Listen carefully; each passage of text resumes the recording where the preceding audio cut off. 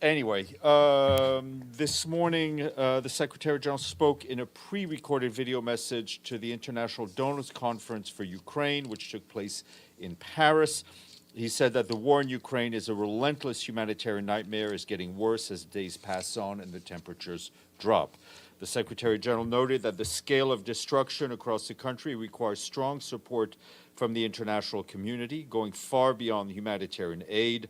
He emphasized that we must work to invest in Ukraine's resilient recovery, reconstruction to prevent the current crisis from cascading into poverty, hunger, and destitution for millions of Ukrainians. The Secretary General stressed that we must work together to create the conditions to forge peace in line with the Charter of the UN and international law. His message was shared with you. Also on Ukraine, as we've been telling you, the Undersecretary General for Humanitarian Affairs, Martin Griffiths, is on the ground. This is his second day of his visit to the country. Today he was in Kherson, 1 month after the government of Ukraine regained control. As you know, the city is only a few hundred meters from the front lines and has been attacked constantly over the past month. In the past couple of days alone, many homes and other civilian infrastructure, including a school and a medical facility, were damaged by shelling, according to the local authorities.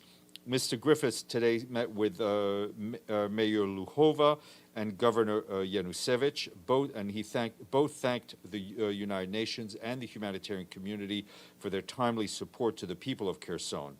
In the past month, humanitarian convoys have been bringing water, food, medicine, blankets, and other essential items to the people of Kherson. We've also sent generators to make sure hospitals and schools can continue to operate without damage, despite the damage to the energy infrastructure.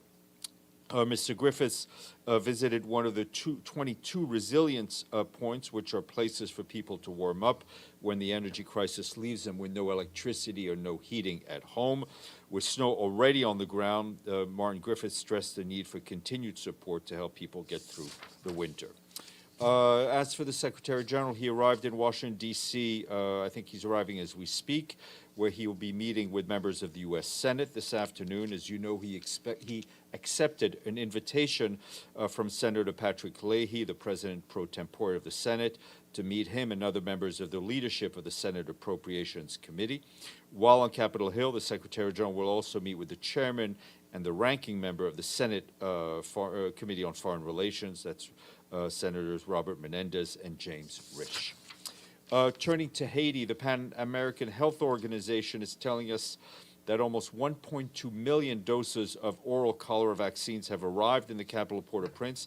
The vaccination campaign is expected to start on Sunday. The first people to receive the vaccine will be located in some of the most vulnerable neighborhoods of the capital, as well as the commune of Mirabelle in the north. WHO recommends the use of oral vaccine in combination with other measures, including particularly water, sanitation, hygiene interventions to prevent the spread of cholera. Across Haiti, the number of suspected cases have increased by almost 10% over the past week. There are over 14,000 suspected cases as of 2 days ago. Port-au-Prince is still the most impacted area, but confirmed cases are unfortunately growing in other places. Meanwhile, the UN continues to support the government-led fight against the disease. The Pan American Health Organization has worked with national and international partners to establish 70 cholera treatment centers in impacted communities. Rapid response teams are also being set up in all 10 departments to follow up on alerts and address water, sanitation, and hygiene issues. For its part, UNICEF is supporting communication activities to sensitize communities in terms of prevention measures. I know yesterday Fahan was asked about the attack on a hotel in Kabul, and I can tell you that the UN assistance mission there strongly condemns yesterday's attack, stressing that violence in Afghanistan serves no purpose, but only prolonging the agony of more than 40 years of war. The UN mission stands in solidarity with the victims. Updates, sorry, I should have brought this up earlier, from Somalia. Following the release today of the latest food insecurity report, the humanitarian coordinator in Somalia, Adam Abdelmullah, said that famine thresholds have not been surpassed in the country for the time being, thanks to the effort of the national and local authorities and the scale-up of humanitarian assistance. However, our humanitarian partners tell us that even without famine declaration, the situation remains extremely alarming, as the underlying crisis has not improved, and even more appalling outcomes are only temporarily averted.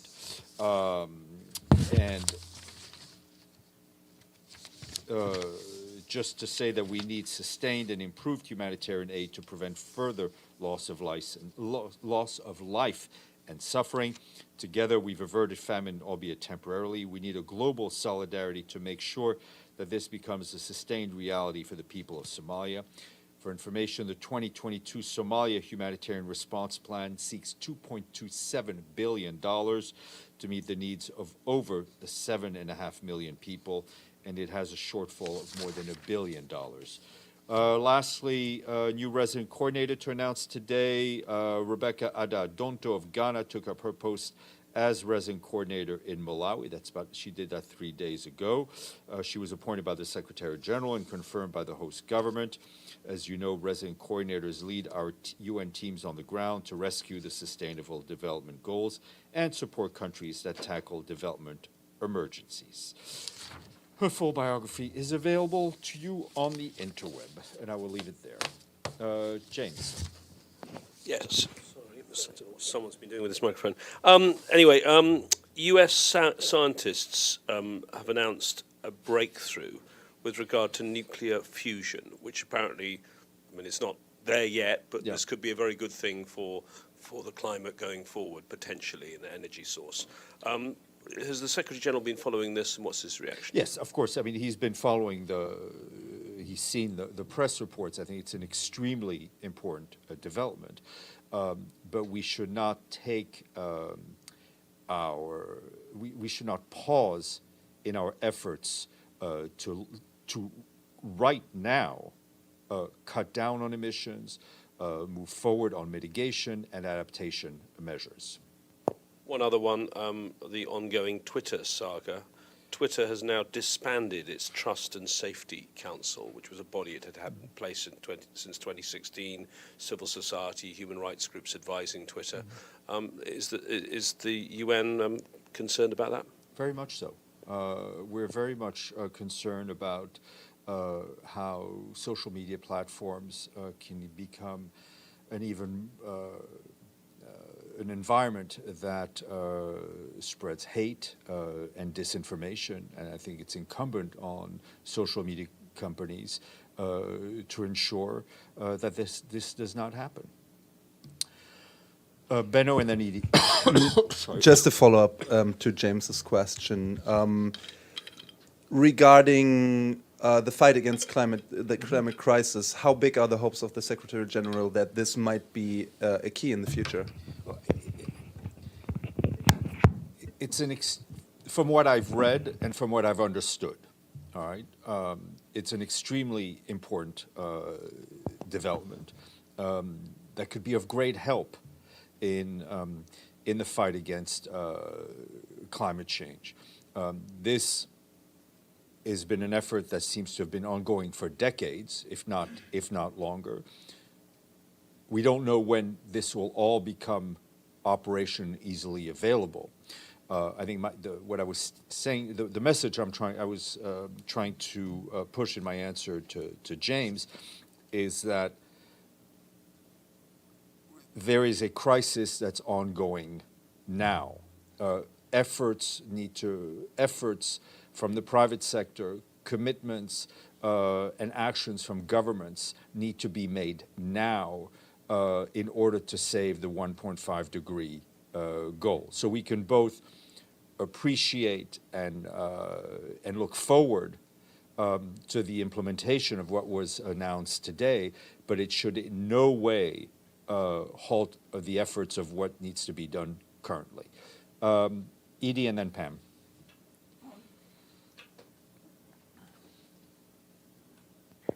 Steph, that there are more than 400 protesters in Iran who've been sentenced to terms of 10 years, some more. Does the Secretary General have any comment on these long imprisonments. Yeah, I mean, we're concerned about what we're seeing in Iran in terms of respect for human rights, in terms of respect for the right to peaceful assembly, the right to expression, and we've also expressed our condemnation at the death penalties that we've seen, and this is something the Secretary General will continue to follow. Pamela, and then Deji. Thank you, Steph. You've said a lot about Ukraine right now. It's getting colder, the winter's on, more residential facilities are being hit. Can you say something about where the Secretary General stands on energy and winter in Ukraine? Thanks. I mean, it's not a matter of where he stands, it's a matter of what we're doing. And I think our focus is and has been on assisting the Ukrainian authorities, the people of Ukraine, on winterization, on trying to fill the gaps due to the destruction of large parts of the energy sector. Mr. Griffiths, as I mentioned, is in Kherson, where we're assisting with delivery of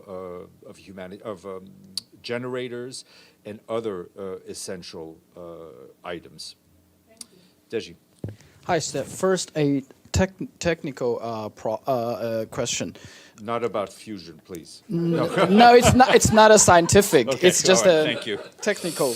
I've managed to question. bluff my way so far. Yeah. No, the Ukrainian government said that IAEA has agreed to dispatch permanent teams to different nuclear plants, including Zaporizhzhia nuclear power plant. We remember last time when they have a mission there, UN offered the security. So if this happened to be accurate, will the UN also offer security I mean, to all the we will all the do team? whatever we can to support the IAEA in the implementation of its mandate. But by the way, is this accurate? That you'd mean, have the to check. IAEA That you has would a- have to ask the IAEA if Okay. that is accurate. So my question here. Today, China has officially sent a challenge to the World Trade Organization against the U.S. and its blockade of the chips and chip equipment. How much do you think this challenge would be? How much effective do you think this challenge would be to solve this dispute under the framework of WTO? I can't speak to that. I mean, that the WTO has a mechanism through which to address these disputes. We believe in that international architecture, but it's not for me to comment or to predict. So last week, according to the Norwegian government, the WTO also concludes that the U.S. tariff on steel and aluminum was in breach of the WTO rules, which led to the reply from USTR that they rejected the flawed interpretation and conclusion. This is why I basically ask you this question, because when they had a rule and member states of that very organization can reject it, and in the name of national security, now it seems national security is more and more a big issue to block it, the normal commercial trade. What is the UN's view on this? Well, the WTO has, from what I understand, rules and regulations, and it has various processes. It has carve-outs for national security issues. I'm not going to be here and just be kind of a commentator on the way that members of the WTO are engaging within the structures of the World Trade Organization. Yes, sir. Tony Naddaf, Al Hurra TV. Can you share From where, more? sorry? Al Hurra TV. Yes, hi. Okay, Tony. Tony, hi, First question for the record. Okay. You're allowed 5. If you ask Edie, you're allowed 5 questions on the record. I'm okay with one. Okay. So I just want to hear more about the Secretary General's visit to the Capitol Hill, like the context, Sure. topics. The context is pretty simple. Senator Leahy, someone the Secretary General has known for a long time, invited him to meet with members of the Appropriations Committee. Senator Leahy, as you know, is retiring, so and we very kindly we accepted warmly this kind invitation. While he's there for just a few hours, he'll also meet with members of the Senate Foreign Relations Committee. Yep. Okay, well, Tony asked my question. I'm just going to follow up. Do we know any of the topics that are on the agenda of his meetings? What is going to be discussed, or Appropriations? I mean, let me be a little more. The visit is really, as I said, is a response to the invitation. They will discuss the general relationship between the U.S. and the United Nations. It's happening as we speak. Yeah. Okay. Yes, Edie, and I think we have some questions online. Go ahead, Edie. India said today that its forces clashed with Chinese troops in a disputed area along their border. Does the Secretary General have any comment on this? Yeah, we've seen these reports. We call for de-escalation and to ensure that the tensions along in that area do not grow. Abdelhamid. Thank you, Stéphane. The murder of Stéphane, I'm sorry. I'm not feeling well, so excuse me. The killing of Jana Zakarna, the 16-year-old girl in Jenin, had shocked so many parties around the world, including the Israeli Prime Minister, who ordered an investigation, and the State Department issued a statement.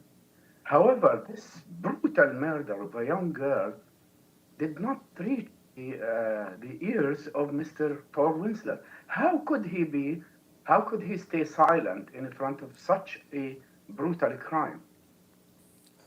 I think Mr. Vennesland has spoken out repeatedly. I think what we saw that killing today is indeed shocking. It needs to be fully investigated, and it is yet another example of the price that civilians are paying in this atmosphere where we're seeing increased violence. Yes, Pam. So is there any justification? Sorry, Abdelhamid? So I'm saying, is there any reason why he didn't even tweet on that? Well, you're free to contact his office. I think you're free to contact his office. I think I just gave you our opinion. Yep. Just a clarification, the SG is meeting not only with appropriations, but Senate Foreign Relations Yes, Committee? ma'am. He's meeting with with Menendez, he's no? meeting with members of the Appropriations Committee at the invitation of Senator Leahy. He is also meeting with the two senior members of the Senate Foreign Relations Committee, Senators Menendez and Risch. Right. Okay. Thank you. And he's back this afternoon. And Paulina is here right now.